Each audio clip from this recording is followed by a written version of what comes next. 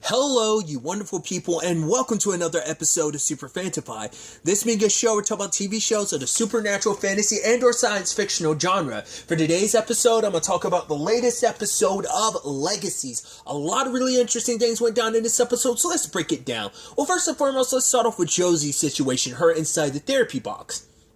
I love that her story is pretty much a medical drama, very probably like Grey's Anatomy's-esque, and so interesting in comparison to Lizzie's, which was kind of in the form of a Western and stuff like that. But obviously, the Michelson Hospital is where this whole thing is going down at. She was making out with Fitch, who's an EMT, and then she knocks on Lizzie's door, on the closet that Lizzie's in, and lo and behold, who pops out? Both first MG, I'm like, hey, and then Ethan, you're like, oh, okay. So that's crazy. Also, it turns out Ted is like the head honcho doctor around there. So I'm like, oh, that's fascinating.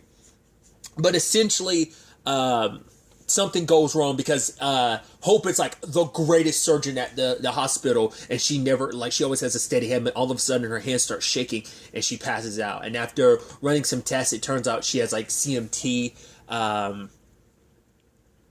But whatever it is, it's not something that's treatable. But obviously you have Josie coming from the perspective of, no, we have to help her because Hope is she's the greatest surgeon. Like, the fact of the matter is, if we remove her from this hospital, the hospital wouldn't get the support that is needed to get. But also, like, how many lives she'll be able to save, like, if we don't have her skills. It's like, we can't give up on her, which Josie's on that perspective of not giving up on Hope, whereas Lizzie's on the other side of giving up on Hope. So, both twins on opposite sides of this whole conversation, but she wants to do whatever she can to help Hope and figure out what's going on with her. Ends up getting Landon's help to get access to her files. I love the whole thing of like, right, don't follow me for 5 minutes. It's like, yeah, okay.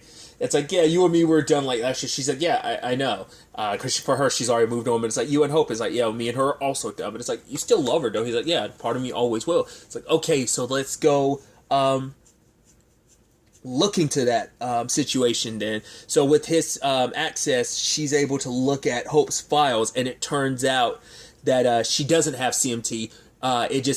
Her symptoms just kind of mimic it, because it also turns out Alaric ran the same test on Klaus, but Klaus didn't have any of it. Which, thinking about Klaus as a surgeon is so crazy. But I mean, maybe because he was the methodical killer that he was. I mean, he was... when it came to murder, no one else was like him, and I guess you took the flip side of that. I guess it made him a genius as a surgeon or something like that. So I guess it all works out either way, but I think it's fascinating. So Josie brings this to Dr. Ted, or Dr. Def's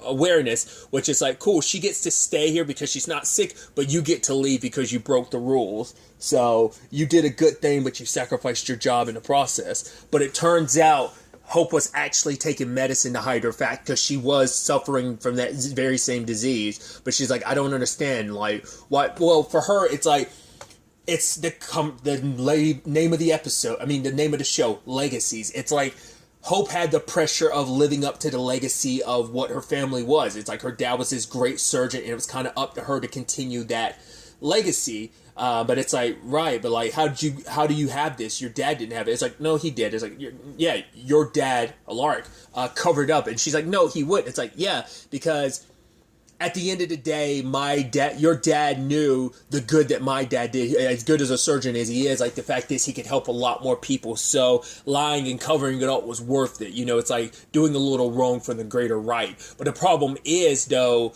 like, for example, in this case, Hope knew she ran out of medicine, but when the time came, rather than like being like, oh, I can't do the surgery for whatever, like coming up with some excuse, she still went down with it, because she was like, no, I need to do it. I got to do it, because even if I don't have the medication, I got to push through this because of the pressure of having to live up to those expectations, which even Josie talks about, like, those expectations as well, which I think is so fascinating. Her saying that she was actually kind of relieved when she got fired, because she's always had to live up to, her mom was a surgeon, her dad was a surgeon, and there's these expectations that are of her, and then it doesn't just tie into this hospital, it ties into the school as well, because she realizes, like, right, like, I wasn't just the only one living it up to, like, everyone's expectations, so are you, like, we are in the same boat, because I guess, like, the parallel would be, like, even real life wise, Hope had to live up to the expectation of everyone else treating her like the hero, and so, and also I think she also had to, the expectations that her father and mother had of her, but also the expectation to be nothing like your father, when in actuality, you've kind of ironically turned into your dad now. So there's levels to, like, even now, but Josie, she always sacrifices everything of herself for everyone else's sake, because she is living up to the expectations held to her, because she holds herself to a high standard, because she feels like I have to be held to that high standard, because this school was literally built for me and my sister. But it also plays into her relationship with Lizzie. She constantly sacrifices herself for Lizzie's sake, but it's not just, she always makes those sacrifices for everyone else. She's under this great pressure, and it's about escaping that pressure. So the question is, at the end of the day, is what is she going to do? Like, is this, because she tried leaving this school before, but she ended up finding her way back, because that wasn't necessarily the answer. So we see what Lizzie's answer taught her, so I'm curious what Josie's answer is going to teach her about all of this, the pressures of everything. And I'm like, does that mean she's going to walk away from the school again? I mean, walk away from helping Hope? Because it's like, are you going to continue? You can't continue sacrificing everything else, because even at the end, it's like, right, she before she got out of the box, she spent more time with Fitch, because it's like, right, this is what I want. Like, stop sacrificing what I want for the sake of saving others. Because the whole point was, figure out things for herself outside of all this pressure and what's kind of expected of her, what she kind of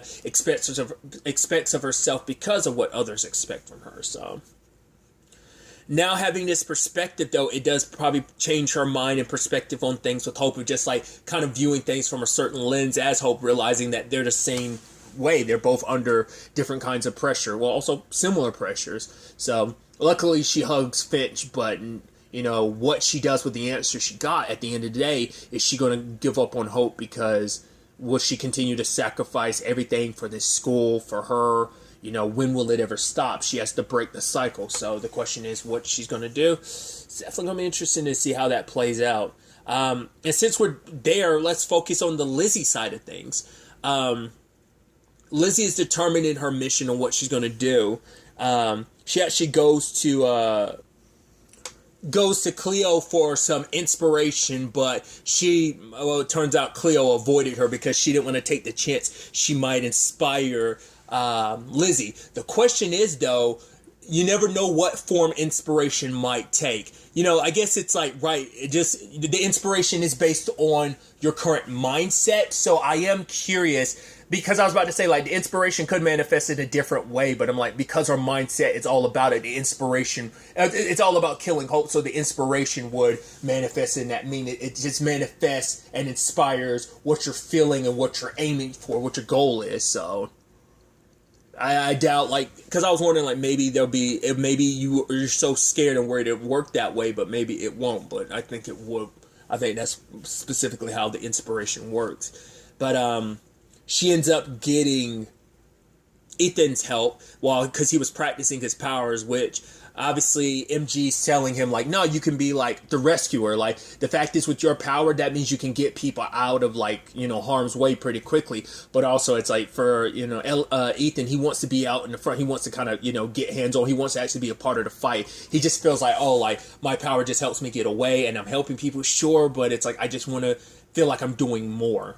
But, you have Lizzie asking for Ethan's help instead of MG's, which, to be fair, because it's like, oh, for one, he's like the leader / senior member of the super squad right now, but also it's just kind of like, right, there's the complicated thing between him, Lizzie, and Ethan, and it's like, even though they had made the whole promise about, like, we don't know what tomorrow holds, but for now, let's kind of put, like, win or lose, like, when it comes to Lizzie's heart, like, whoever, like, you know, no hard feelings. And it's just like, right.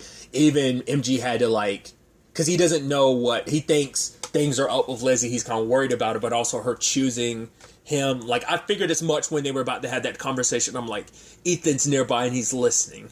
That's why, because I knew from the beginning when that power was displayed, I was like, yeah, that's going to turn into some complications, or like some conversations are going to be had around that he shouldn't be hearing, but he's going to end up hearing because of his power.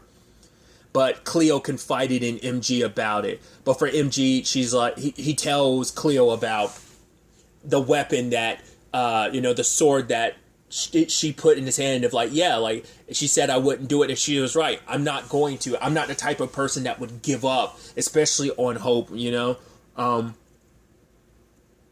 So we'll find another way. I'm not going to put her in a position, like, I'm not going to hurt her after everything. It's like, no, like, this is her home. She's our friend. So even if she doesn't remember it, I remember it, and I'm not going to do that to a friend. So he has Cleo burn it, but then Lizzie and Ethan were there, and so she's trying to get whatever is remaining of it. But Ethan isn't all about it, because it's like, right, this will kill Hope. And once again, you turn into that thing of like, this is why Lizzie brought him along. One, because, right, you're someone that doesn't have the special attachment to Hope like everyone else does. Like, no one else, you and obviously Fitch haven't been here long enough to have a special attachment to her. So, if you want her, if I want her dealt with, I need someone who's not going to, like, let their heart get in the way of this situation. But you also have, because it's not also that, MG wouldn't be down for the plan anyway, so that's extra reason why not to get him involved. But Ethan's not okay with this. He was like, I could always just tell, because in Lizzie's mind, it's like, right, I'm getting revenge, but I'm saving all of us, because what if Hope comes back? But for Ethan, it's like, no, I already know what it's like to be a villain. So, when I was under Malivor's control, it doesn't. But she's like, I'm not asking you to be a villain. I'm asking you to be a hero this time, because you'll be saving everyone from Hope. It's like, the fact is, if you get Cleo and MG and our friends involved, they could end up getting hurt. You don't want that, right? So he's like, but I could always tell them. It's like, yeah, you could. But I could always end up wiping your memory. And that's when you go dark side Lizzie, giving into her darkest nature. Because it's like, the fact is, you're admitting that you would take his memories and manipulate them like that. And Ethan's like, so either I lie to my best friend, or you take away one of the greatest memories I have of, like, a good memory I have of you, and warp it into this lie. And she's like, right, like I said, the choice is yours. And what we see at the end of it is, the moment Ethan showed up, I was like, she gave him the fake memory. At least I think. It could be indicative of, like, that is him lying, but I think it's more so like he made the choice to, because he even said, like, yeah, we did this and that. That could still have been him just straight up lying, but I think he chose MG over her. But because it's also the thing of, like, right, like, the girl I like, because she's like, right, I like you, Ethan. It's like, that seems like manipulative. Like, but to be fair, she's in a dark mood right now. She's willing to do whatever it takes to get her result, and she wants to kill Hope. Once again, she thinks killing Hope's going to do right. She's like, right, I'm going to get justice. I'm going to stop this bad person. But doing that, she doesn't think about the aftermath of, like, oh, she thinks she's going to be happy. She's not. She kills Hope. It's going to break her heart, because despite everything, she loves Hope. I mean, this whole universe is about loving the people despite the things they've done. Stefan and Damon, the Michelsons versus Klaus. I mean, all that he did to them for over 1,000 years, despite everything, despite their complications, his siblings loved him, They understood his complications and him trying to be a better person, so. I mean, because everyone has made their mistakes. Everyone's going dark side. Your mom, Caroline, has gone dark side, and she regrets it, But MG does admit to Ethan that it's like, right, I shouldn't have had you like practicing defense. I should have had you more on offense. But truth be told, he's like, I was scared like something would happen to you, but because it's just like things always happen to the people he cares about, and he didn't want that to happen anymore. So he was just, despite everything, despite the powers and everything, he still wanted to keep Ethan safe and was still worried about him, I mean, obviously that's MG. Like, out of anyone at that school, MG has, like, the biggest heart. And I think that's a very key and important factor for him as a leader, his caring about people, you know, and not wanting people to get hurt. That's why he won't give up on hope, you know, so. But we do have Cleo visiting Lizzie and telling her the truth because she's like, right, I shouldn't have lied to you because I took away your choice. I even made the choice for you. But it's like I was so scared about what you would do, I still didn't give you an option, which now you've presented to her, you've told her, but truth be told, she's already made her choice because she already went and retrieved the piece needed to kill Hope. She's just shaving it down into a steak. But Cleo thinks like, oh, it's okay because Lizzie's like, no, you did the right thing. It's like, no, Lizzie's lying and manipulating you all. So once again, just more salt to the wound to the thing of like, yep, her going full-blown dark side. The interesting elements, considering like you had to worry about Josie being full-blown dark side, and now it's like Lizzie's doing her thing. But Lizzie's like, no, I'm after one target. After that, everything's going to be fine. But it's like, no, you'll never be the same if you do this. Like, you just don't think about the ramifications of how that will change you in the end. So, because despite everything, Hope has been a big factor in a good chunk of your lives. You've been a big part of each other's lives for so many years that ever since you guys were like kids, it's like, if you do that, like, despite you having a contentious relationship, there is a part of you that can't imagine your life without Hope in it, I'm sure. Just like there's a part of you that can't imagine your life without Josie, despite the Gemini situation making you have to imagine. So that's interesting. Really quickly, we didn't get any update to it. I'm assuming we touch on it next episode, but the whole Caleb and Jed thing, like the circumstances they were left with, we didn't touch that at all. So that's definitely going to be interesting. But circling to some other big points in this episode. Well, first and foremost, let's go with the afterlife stuff first. Now, like, everyone's being filled in while they're all drinking milkshakes, which even Ted's like, no, this isn't making sense. Like, how is this the afterlife if the fact is that we're able to touch and feel things like that? And, Landon's thinking, like, for the milkshake, he's like, I've had plenty of experience. I guess he was talking about working in the ice cream places, kind of what gave him that experience. But regardless, it's like, right, they've got to find the coins. But Alaric's like, no. We're not about to, go to the afterlife. We got to go back. And I'm like, I guess it's like, oh, all three of us? It's like, hey, because that means we're going to get some more Ted too. It's like, oh, like, once again, the three of them working together is just such an interesting development. But they have to go around and find other people to apologize because it is what Landon kind of figured was the means to getting the coins they need, because their plan is to Alaric's plan is to hijack the boat and get back with everything that's going on. He needs to get there. I mean, because he also needs to get back in time. He doesn't know what Lizzie's up to, but he has to get back in time to protect his pseudo-daughter, Hope, from one of his biological daughters doing the wrong thing, and maybe even help, Josie's new discovery. She's probably going to talk to her dad about that and what that means for her. So there's a lot that needs to be dealt with and talked about when the time comes. But other than that, I love that, like, one of the monsters he killed in the past, he's like, oh yeah, sorry about the mind thing and everything, and it throws up on him, and then lo and behold, who we meet? Dana's mom. I was like, oh, that's interesting. I was like, oh man, I forgot about Dana, swallowed by a spider and everything. Huh. Didn't she become a vampire for a tiny bit of time? Or was it just, didn't she get killed and, like, turned into a vampire? And then, I guess, got eaten by the spider? I don't remember. Oh, did she die, but they, like, healed her with, like, vampire blood? So I don't remember how that whole thing went down. But I remember them covering up Dana's situation.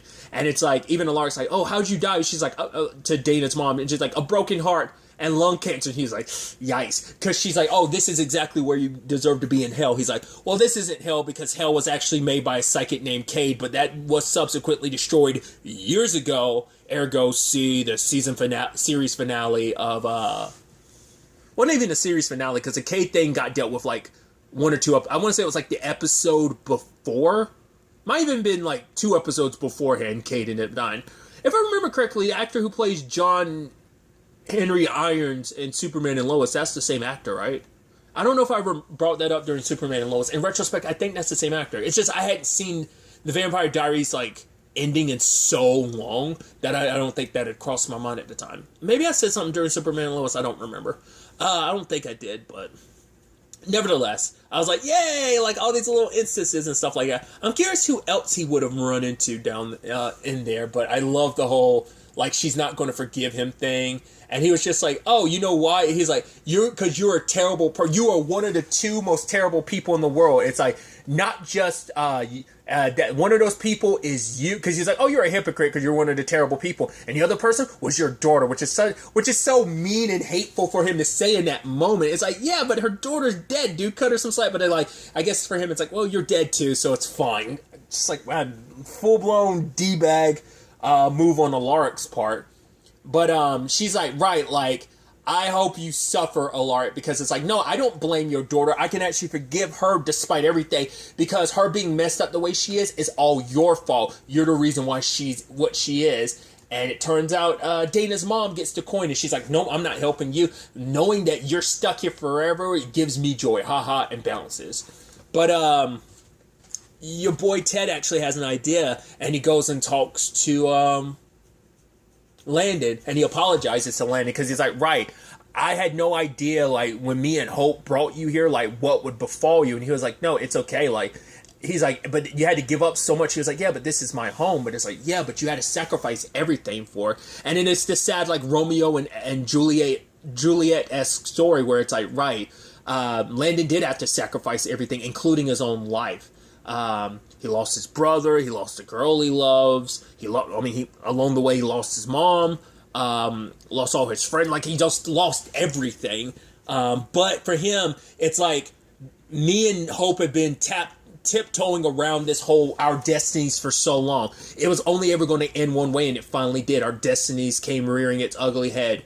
Me being the son of Malivore, her being the Tribrid. It was going to be, like, it was never going to work out. It was always going to be this. We were always on a collision course for each other in that regard.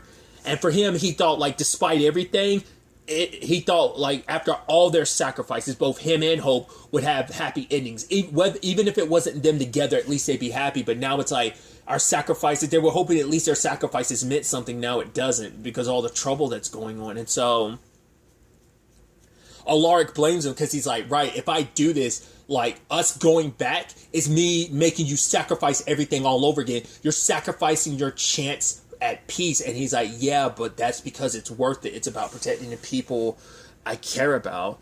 And Alaric blames him for, like, right, because I'm not helping this situation. I'm kind of actually aggravating and agitating this situation, putting you in a situation where you're constantly going to have to sacrifice more and more.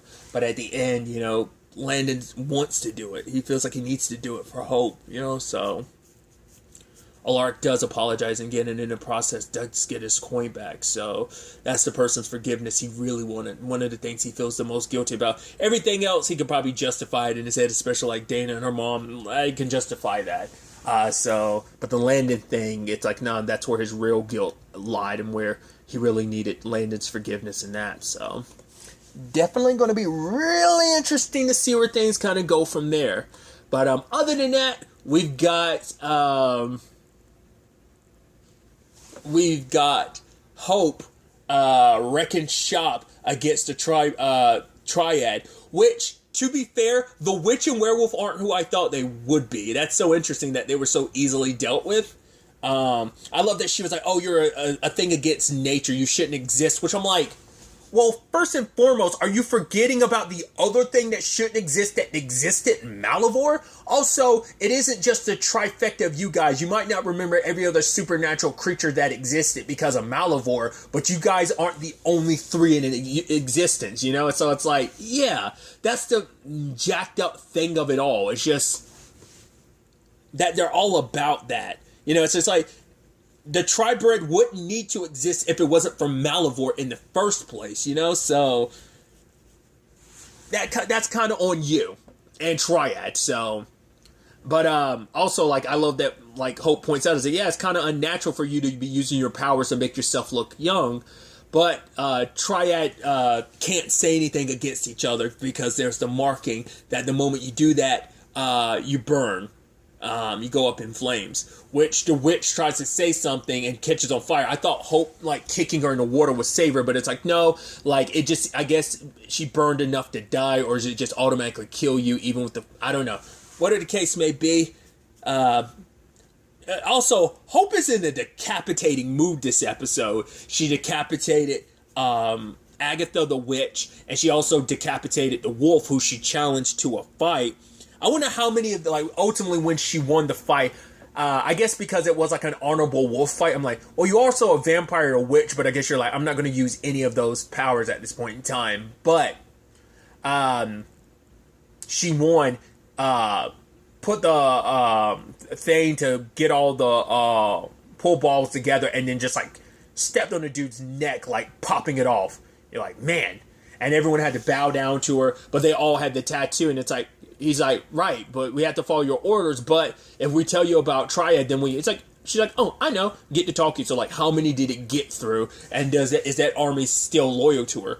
Kind of works out interestingly enough if they still are, but lo and behold, she shows up at someone's doorstep, and because I saw a certain name at the beginning, I was like, oh, hell yeah. Because I was like, I knew whoever was behind all this, like, I was thinking maybe, like, the person she'd run into would be the witch or something, but it's like, no, the vampire is the person that she would know. Granted, she doesn't know, but, oh, man, this vampire knows all about you, and it's freaking Aurora. I was like, yeah! Because I saw the actress's name at the beginning, I was like, it's Rebecca, is it Breeds?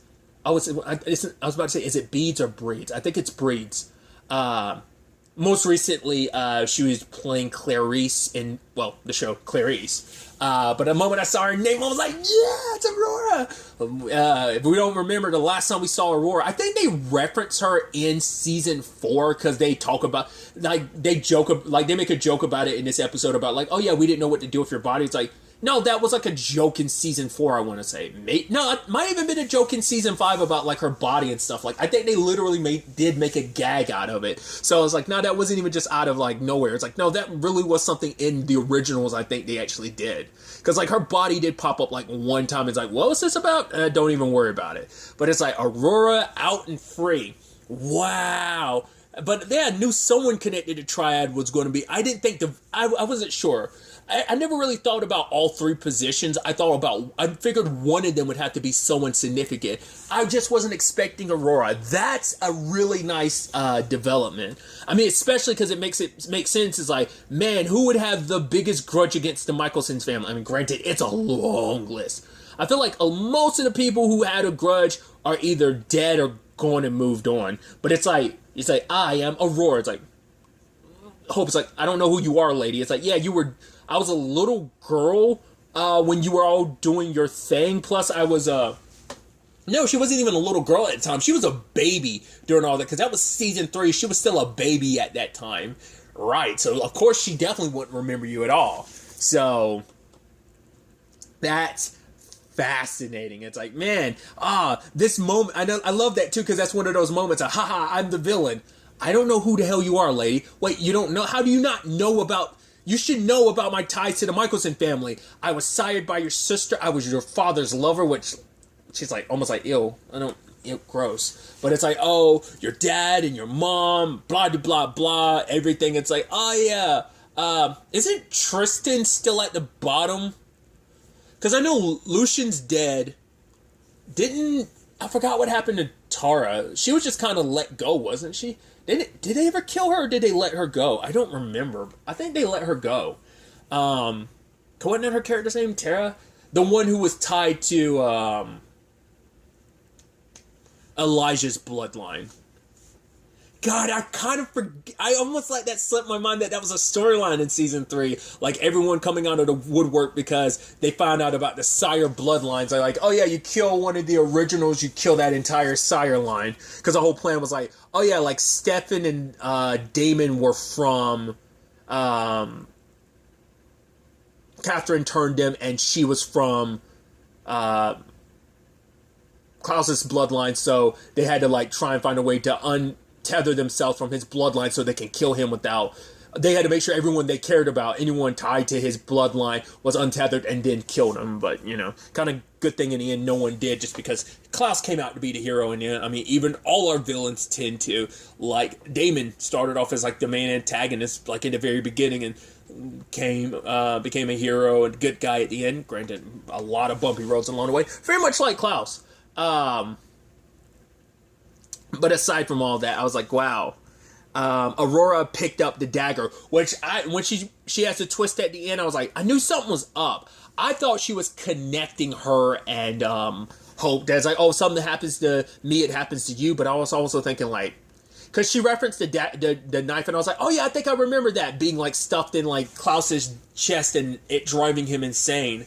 But I didn't remember it had to be sacrificed to bring the hollow back, because that should have been a clear sign. Once again, I have not seen that. Which I also love. It's like, oh, that name. Now, that name means a lot to Hope. Your name doesn't mean as much. But, oh, yeah. Because for her, it's like the Hollow is the reason why her family kind of had to pseudo go their separate ways in Season 4. Was to protect her, because she was the new host for the Hollow. But then also, like, her dad took the entire Hollow in herself. Which I think is kind of a funny, interesting thing. All throughout Season 4, when you find out its name, they refer to it as the Hollow. Season 5, they never, because I remember reviewing Season 5, I'm like, I found it interesting they never actually, maybe once or twice they might have, but I don't remember them ever continually referring to what's inside them as a Hollow. They gave it other names. They never really referred to it as the Hollow that it once was, which is even sadder when you remember, like, oh, what the Hollow used to be before everything. It was a little girl, like, I think, did she grow up to be like a full-grown woman? Like, her circumstance. I don't remember the Hollow's full backstory, but it was just like I mean, I think there's parallels you can draw between the Hollow and Hope's storyline. I think that's kind of what kind of brought them together in that regard, but sneaky Aurora. Granted, she kind of picked the wrong time to want to try and hijack Hope's body, because it's like, cool, if Lizzie finds you, if someone doesn't give her a change of mind first, she will kill you, so your plans all go buck and smoke. But basically, she wants the Michelson family to suffer. And so she manipulated Hope into basically making them switch bodies, which she's now in an older body, but also because she's in this other body. I wonder, like, how did that, I guess that, like, now that Aurora's in her body, I guess it automatically flipped the humanity switch back on. Who knows how that works?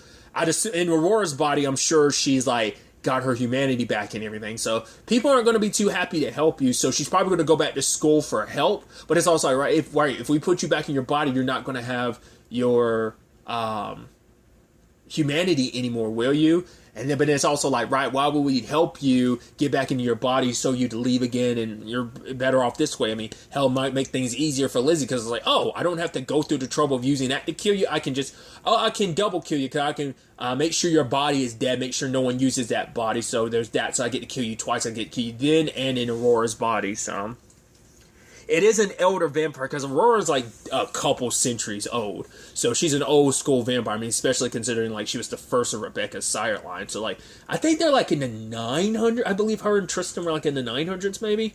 I don't remember how old they were exactly, or are. But the grand problem is, though, like, she doesn't fully know how to utilize her. I mean, to be fair, she's in the body of like a 900-year-old vampire, and Hope's only been a vampire, but more so a tribrid. So, like, the ratios of, like, being 100% a vampire, she doesn't know how to fully operate that and bring out the full potential of the body. But her situation's different. Like, as a tribrid, there's a perfect balance. So, I think knowing how to do one, like, the other two act as an equalizer to the vampirism side. So, it's you're kind of operating three different things at once. So, like, that control is different than just solely being one thing.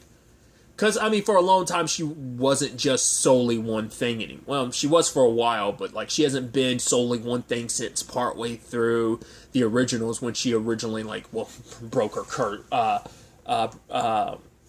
Broke her curse and, not broke it, but, activated her curse, in Season 5, so. But nevertheless, it's definitely going to get interesting to see what, Aurora gets up to. I mean, with, Hope's body and that power, she could track down the rest of the Michelsons and kill them. I mean, especially Rebecca. Especially because she, like, oh, Klaus took the easy way out. It's like, well, no. Well, because it's like she's saying like, oh, he took the coward's way out by sacrificing himself, which I'm like, yeah, that's sure the coward's way out, but it's like, right, like, rather than suffering the pain and indignity and insanity and heartache he put me through, it's like, to be fair, Aurora, you were a psychopath, but to be fair, Klaus also was the psychopath that messed you up and turned you into the psychopath you were, because you were in love with him, but he did the terrible things that he did. So it's just, so I'll give you some leeway, but it's the thing of, despite you doing the right thing, it doesn't erase all the bad you've ever done either. Common theme that's been popping up in a lot of stuff recently. So, but like I said, I'm very excited to see where the next episode takes us going forward with all of this. But really, that's all I want to talk about. Till the next time we meet, be happy, be safe, live life to the fullest, and enjoy it. Good day and goodbye.